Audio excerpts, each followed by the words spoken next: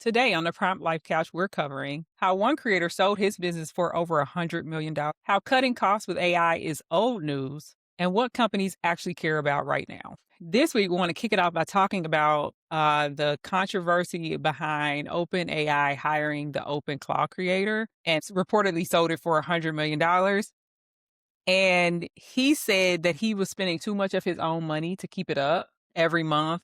And it was very expensive and it was very stressful. So he was happy to offload it to OpenAI. But if you don't know what I'm talking about, OpenAI, who the creator of ChatGPT, has reportedly hired Peter Steinberger, the creator of the popular open source AI agent framework OpenClaw. And he's going to lead their efforts in developing the next generation of personal AI agents. And this is an alignment of everything we've been seeing on all the platforms that AI is no longer a chatbot. Everyone is now focused on agents. And that is the big battle right now amongst all the big players in the AI space. Everybody's trying to figure out how to get the most agents out and the best agents out because they feel like that's what's going to find the winner. And we're talking about between ChatGPT, Claude, Perplexity, Gemini. Everybody's trying to figure out who can get the best agencies. And I think I want to go back just a little bit because we may have skipped a few steps. What is an agent? An agent, an agent is the next level from communicating with your chatbot. Normally, you open up your chat application, you type in questions, you get a response. Well, an agent is a string of prompts ran together. So if you know you want to go look for ideas and then position the ideas in a certain way and then kick them over to, email or kick them to your assistant to do something and then bring it back to you with a notification. If you know all of those steps need to happen every single time, instead of going back and forth with your chatbot to do it, you can just give your agent the whole process and let them run it. What's up with you? What do you think about agents? I think it's definitely the second wave of AI. I think what's interesting with the purchase of OpenAI is telling us what's next. They obviously cut a check for that amount because they see what's next. What's on the horizon in terms of agents. So for the listeners, when we think about agents and making that transition in terms of the first wave and the second wave, like that first wave was the chat bot, just that, like you said, I ask a question and then you answer. And so you think of an agent with the chat bot was the brain. Is the agent like the arms? If you're building something out, like it's gonna do the action. Yeah, and I was actually complaining in one of our previous episodes about how Gemini doesn't have any arms. Like it couldn't Mm. do anything for me besides, kick me back a response. Yeah, so I definitely think being able to take action on your behalf is what differentiates just your regular chat bot from an agent, a very powerful agent. Yeah, I think what else is interesting for this is that this is something when we talk about artificial intelligence being those arms actually performing and doing things.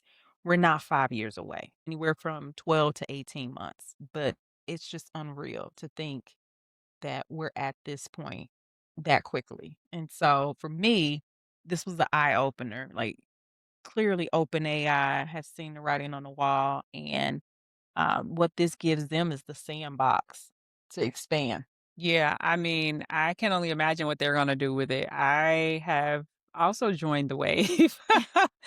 And so Open Claw, you heard about this whole big thing about everybody going and buying up all these Mac Minis because you're basically creating your own in-home AI work Mhm. center. That data center And right so there. that is the sort of the basis of what the OpenClaw product that he sold to OpenAI was built upon, that you can just have your own mini AI center running commands for you, reading files, writing files, doing all sorts of things. So I'm super excited, super on board. I think if you want to get involved with agents or, want to get a little bit of experience, first thing you got to do is think about a system that you work in. Pull yourself back from the tactical execution and try to come up with the process, because that's the language that agents understand is process. Step one, two, three, four. Mhm. and it's not complete until you get your final output, which requires it to walk through all these different steps.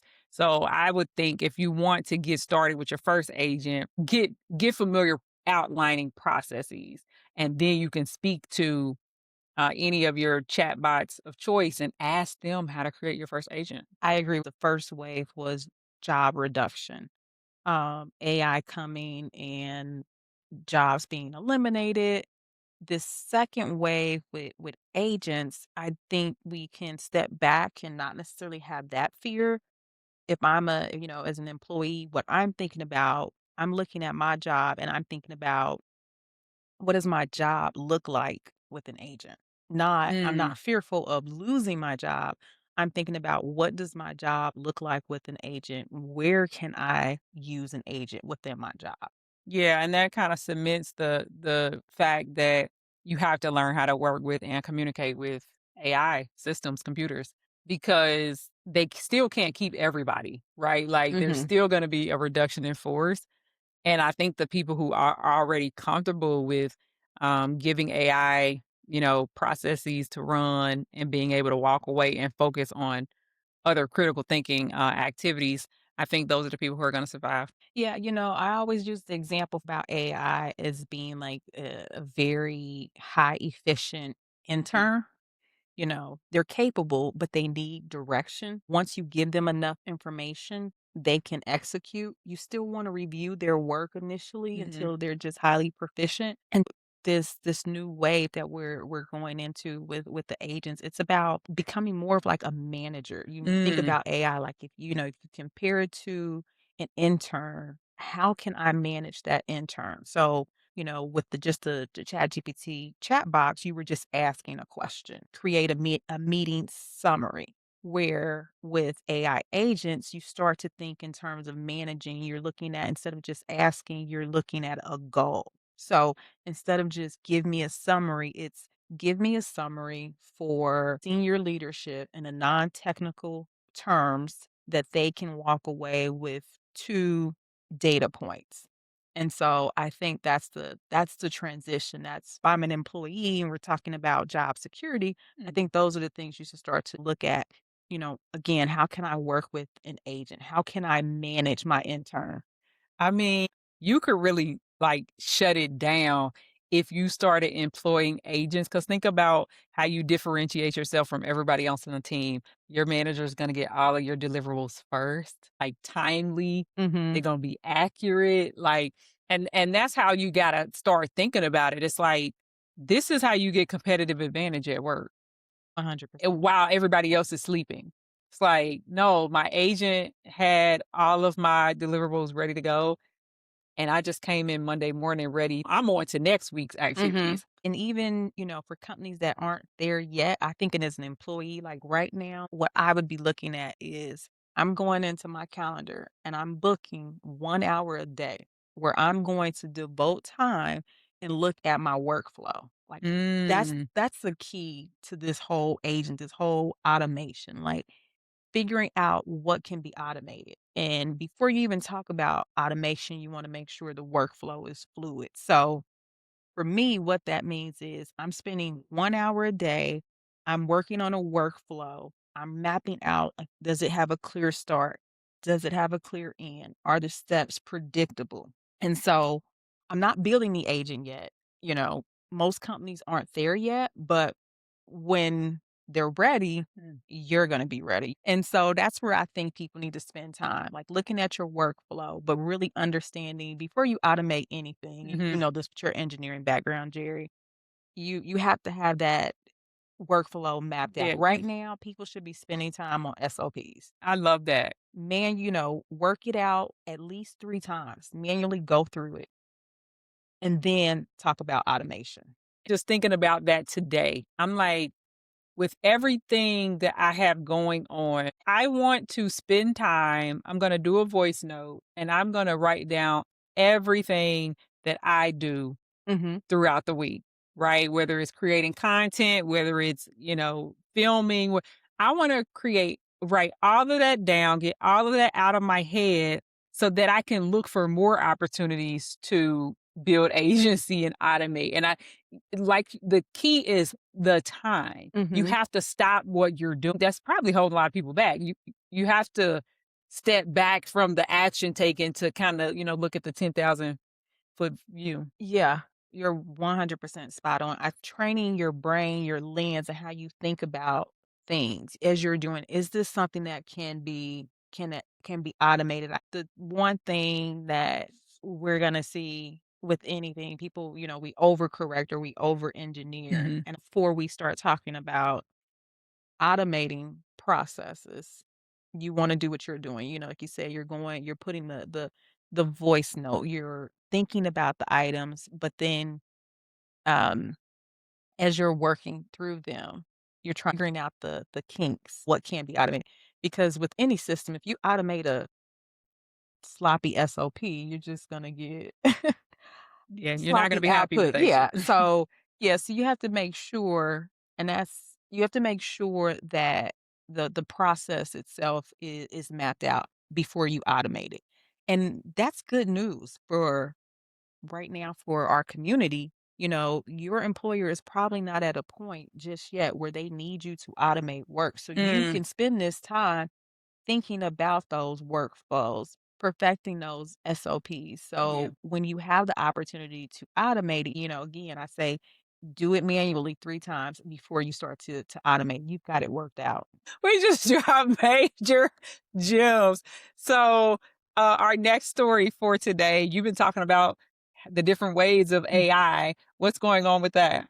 Yeah, so in terms of what we were seeing, the first wave, it was all about cuts. Now, with this second wave, it's not about cutting costs, it's about new products. It's not about saving time, it's about where can I make improvements? Mhm. Like, we want to use that extra time that we got back. Where can we make improvements? Where can we give customers more? With the second wave, we're seeing this acceleration in 2026 where shifts focus from cost cutting automation to creating entirely new high value consumer products and experiences that were previously impossible due to cost. Startups and companies are leveraging agents to build personalized interactive apps, agent Mm, services, and then just shifting the focus just from efficiency to revenue generation. We're getting beyond just thinking smarter yeah. and saving time. And I mean, this is right on time because, to be honest with you, I'm bored talking about time savings, Right. it's like, come on, there's so many ways we can help people understand that that's a part of it. So I'm excited about this because, we've spent, a lot of time talking about the employee and how to use this at work.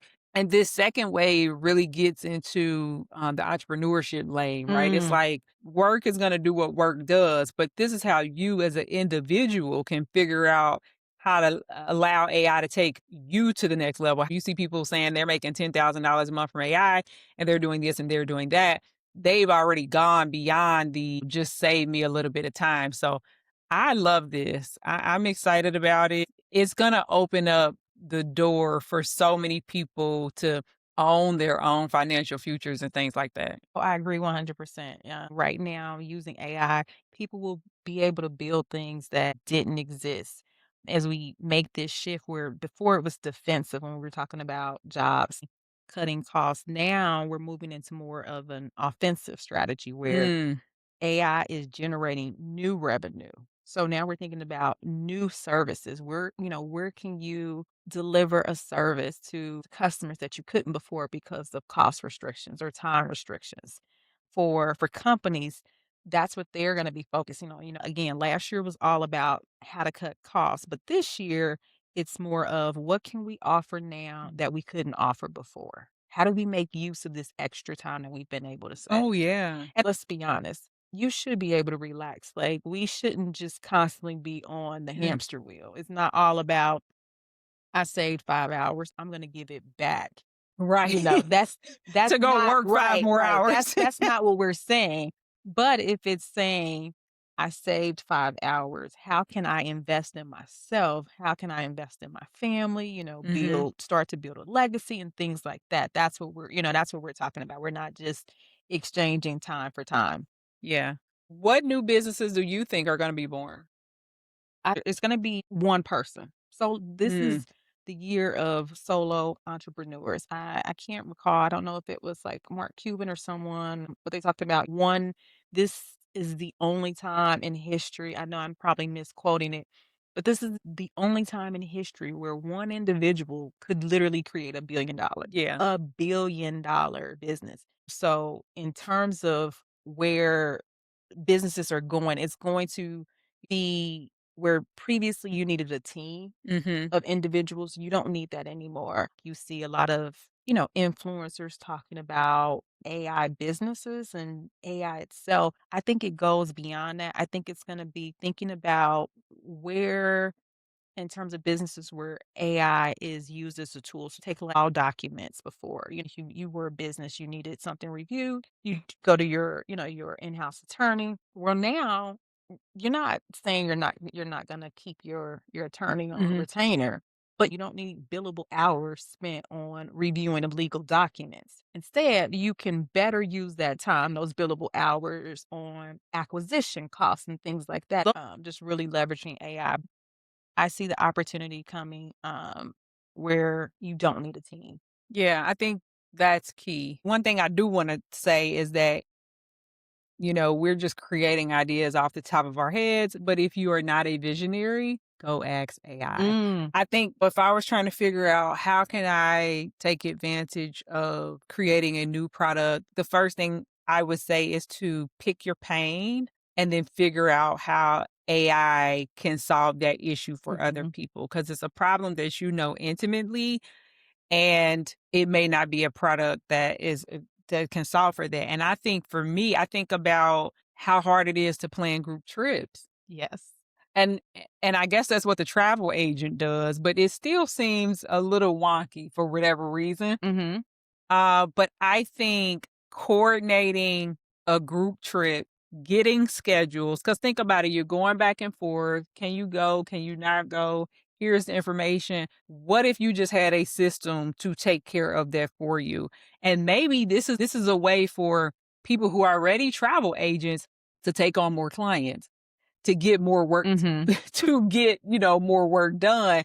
They can be scouting new trip ideas and giving better experiences. They can focus on that while all the planning is happening in the background. That was just one idea. Anybody could be a travel agent now with minimal effort. It's not just what can AI do, it's a matter of looking at what did people always want but Hmm. couldn't access because of cost, because of money, or just slow to deliver. And I think if you start to answer those questions, that's your product. That's your yeah. Yeah. So AI is going to be a function, but I think if we go beyond that, it's like now that I have AI, what's something that was either too expensive, again, slow to delivery? That's your product.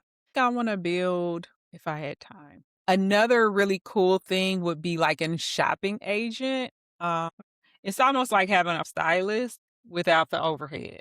Okay. I want to know more because, I use ChatGPT to put outfits together. So where are you going with this? Okay, well, yeah, similar. Like, you know what I like, but here's what I paint. I love styling. I love putting things together. I don't want to shop for it. Okay. I don't want to go looking. I don't want to comb through 50 pages of a website to find something.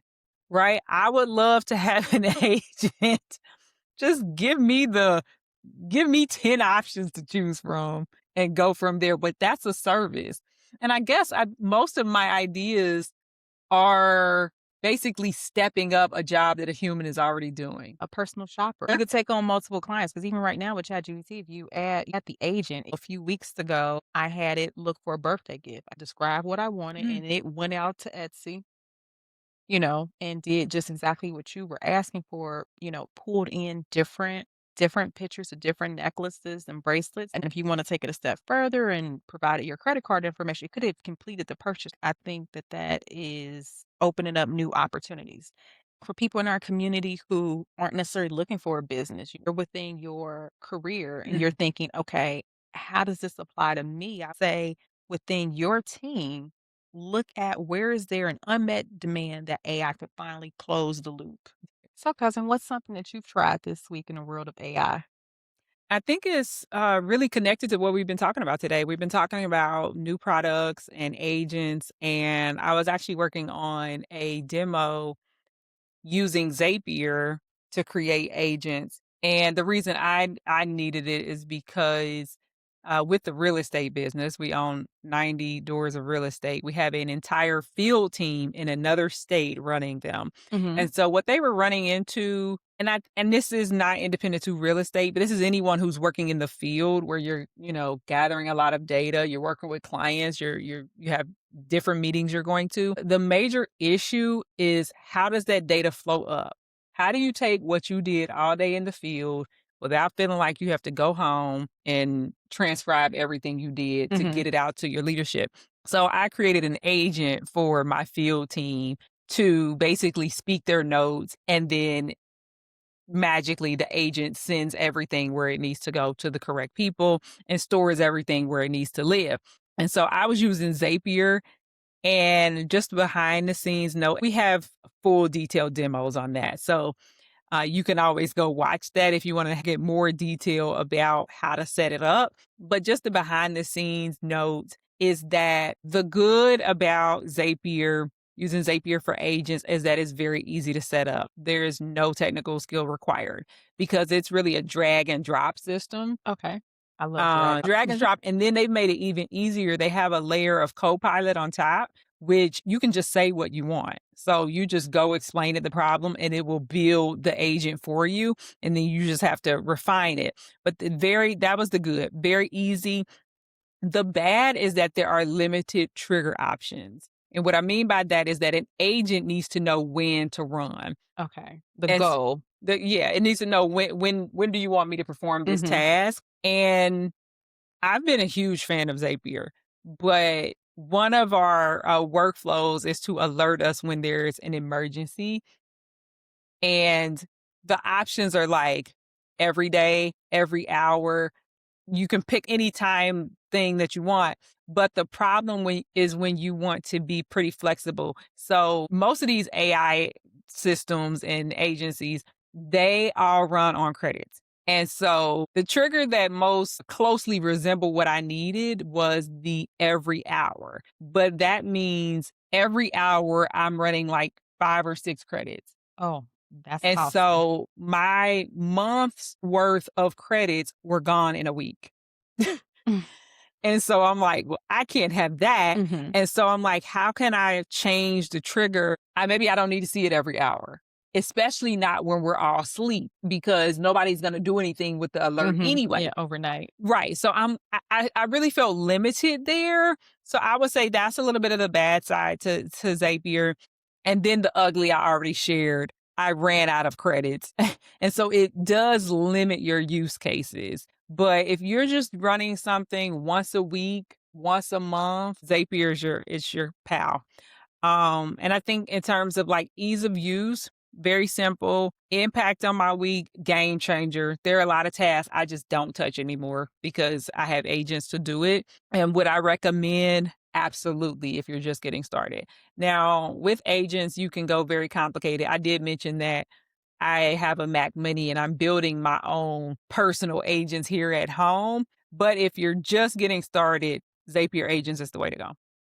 Okay, that's good to know. Because we're hearing all about building of agents right now. Yeah. For me this week, I was having dinner with a friend who is in nursing, and she's just kind of burnt out, but feeling like she can't make the transition out of nursing. She would love to go into more of a teaching consultation. And so just was feeling stuck. And as we were talking about it, I'm like, well, have you thought about using a career coach? And she essentially said, yeah, there's some individuals, some people that I follow on LinkedIn. I may reach out. And I'm like, no, no, no, no, sorry. What I meant is, have you thought about using AI to be your career coach? Like, no, we're not spending money. Not yet anyway. Mhm. Let's first use the tools we have available. And she's like, well, tell me more. And I said, well, you can use any platform, Chat GPT, to get an idea, because your concern is, I've been a nurse for over 10 years. I don't know if those skills transfer over into corporate.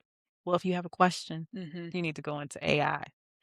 And so this week, in terms of demo, I walked through using her resume as an ER nurse, looking at transferable skills into corporate, and then taking it a step further to say what job titles, what roles with these skills translate over into corporate. And then we created a resume matching for those job titles, but, taking it even a step further, recognizing that there may be some blind spots because she hasn't been in corporate.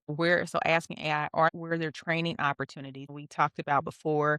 It doesn't mean run out and get a certification or take any classes, but within her current role as the ER nurse, where are there opportunities that she can build on in her, everyday role that will create resume opportunities, like a portfolio Mhm. for corporate. What tool did you use? I used ChatGPT. That was the good. There was any bad. Just some of the homework on the front end.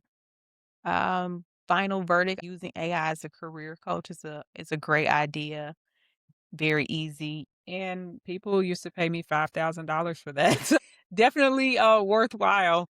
So I would certainly recommend using AI if you're making any type of, career pivot, to start there first mhm. um, before you hire an individual. Yeah, I'm glad you said that because that was gonna be my next question. We're not saying you don't need a human to run things through, but that Mhm. first pass, it's kinda like you said about the lawyers using their billable hours. Show up fully prepared for that meeting so you don't waste any time on stuff that AI could have helped you figure out, ahead of time. This week in our Dear Prompt Life letter, I've been learning about automation and web scraping, and I'm curious. For people running businesses or projects, what kind of tasks do you actually automate to save time or to reduce repetitive work? I'm trying to understand what's actually useful in practice, not what sounds good on paper. Would love to hear real examples or experiences. What would you say? Start with anywhere where information comes in. So if it's email, text message, where it comes into a place and it needs a response or it triggers something, that would be the areas that I would start. Those are where you're going to Mm, see the highest ROI, and those are going to be easy to automate. For me, that's a client intake form. So as a project manager, I'm sending the client intake form. When I get their responses with that automation, I'm then having that built into a project plan okay, without having to touch it. without having to touch it. They're sent the intake, so they're giving me their pain points, what they're looking for is built behind the scenes. So when I meet with them, that information is already there.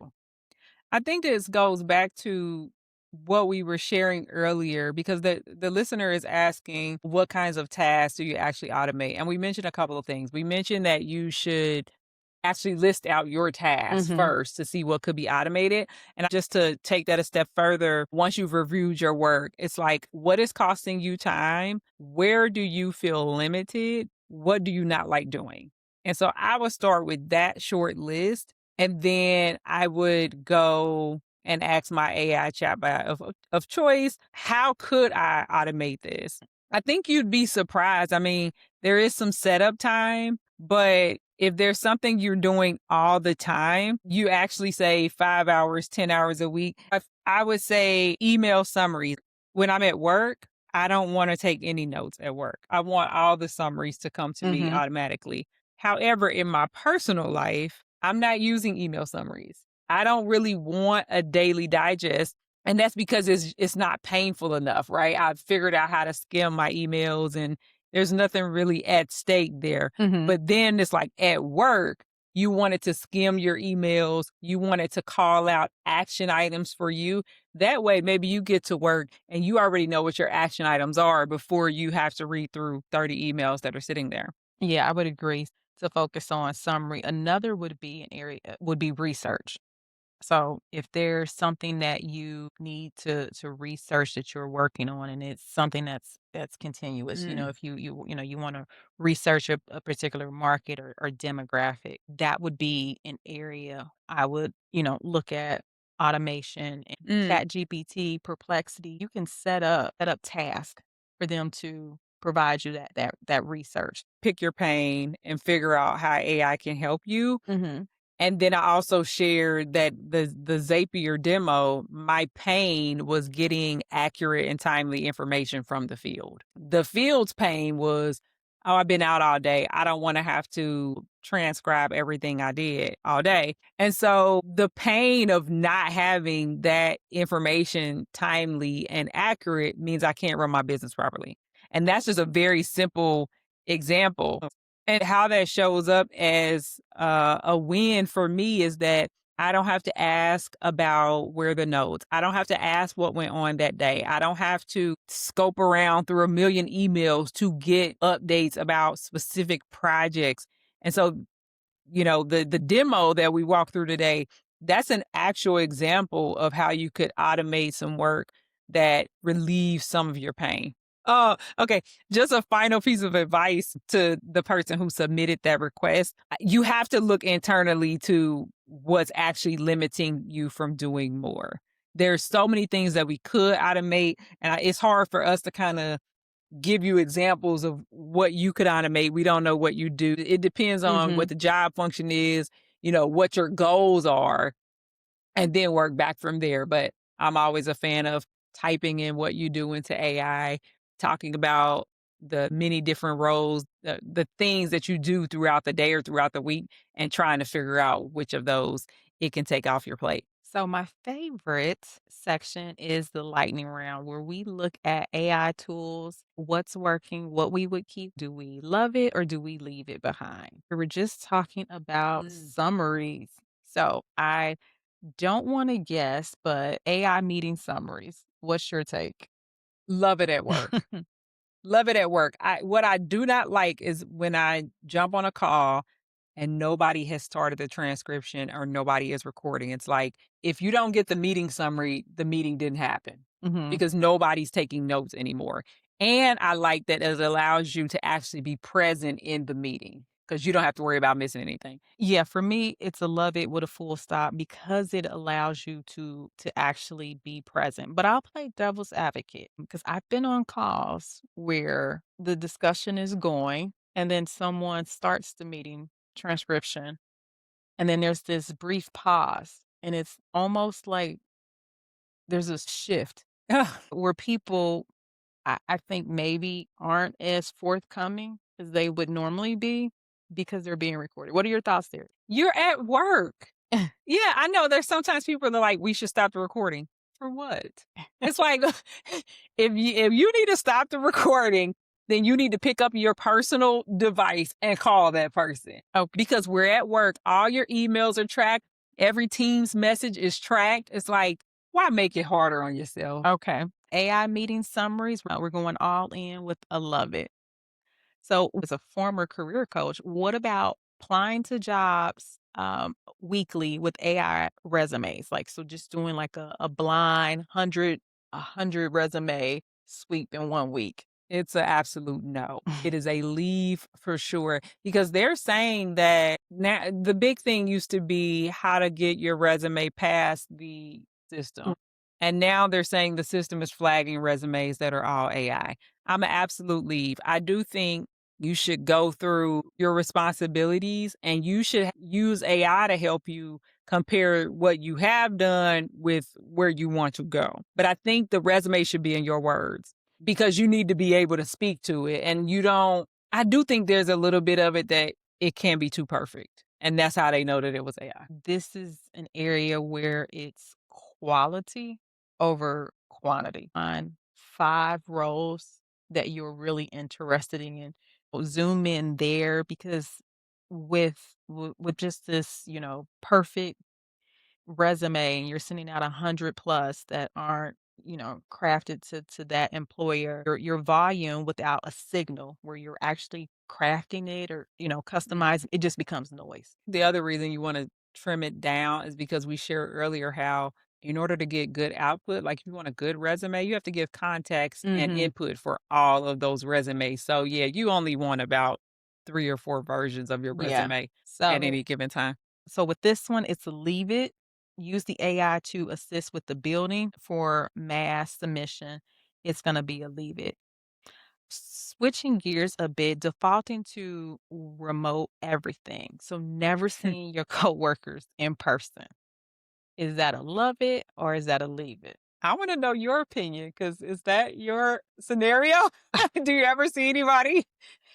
So for me, it's a leave it because and I'm not saying we go back to 5 days in the Mhm, office, but I think there are things that happen in a room when you have your peers and your teammates in terms of collaboration that don't happen on a call. mhm, I was work from home pre-COVID. I'd been home 5 years before. mm, I was happy when we went remote during COVID because for years, people thought I woke up, I kept on my robe and fuzzy slippers. I turned on, the Today Show and just mhm. hung out. They didn't realize that even though I was remote and I was the only remote person on my team, Wow. they didn't realize how hard I was working. And because of that, I was working harder because I went in earlier because I didn't have the commute. My commute was from my bedroom to my office. Yeah. So I was logging in earlier and I was staying later because I thought, well, I'll hang on a few extra minutes. If I was in the office, I would spend this time in traffic. I say all that to say I don't want to go back in the office, but I think that there should be a balance between the two. Maybe that's offsite retreats or something of that nature, Mm. but not necessarily in the office. So I think that there is a value there. What about you? I'm calling it a hybrid. I'm calling it a hybrid because I can't say I love it. I agree with you. It's nice, even every once in a while, Hmm. to see people and have an in person meeting, but I don't think it needs to be 4 days a week. I don't even think 3 days a week. I mean, that Yeah, we can cut into semantics there. I do. That's why I'm calling it a hybrid. You need the opportunity. I don't know if it needs to be a forced mandate. So defaulting to remote everything is a leave it. the next one is Notion AI. We're both Notion people. I Love, love yeah. love Notion. So what do you think about Notion AI? Leave it.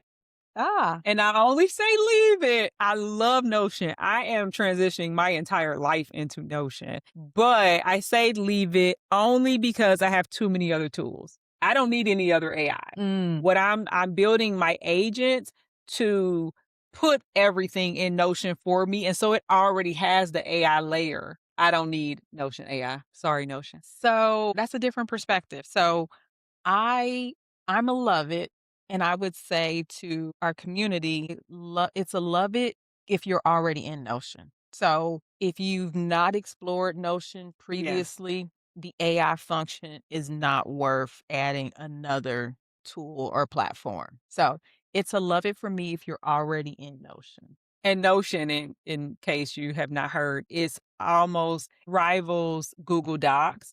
It's Hmm. like a place where you can organize and store everything. So Google Docs is very manual, but Notion has introduced like moving files for you and summaries and doing all kinds of things. So yeah, for me, it replaces something I already have, but you love it. I love it. Or we disagree. We disagree this week on Notion AI, which is great.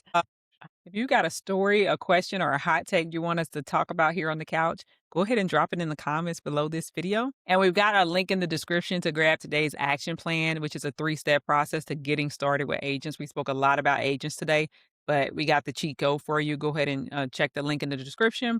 And when you grab that plan, you will be invited to our live AI office hours because you've got questions and we've got answers. I'm Jerry. And I'm Kiana, and this is the Prompt Life Podcast. See you next time.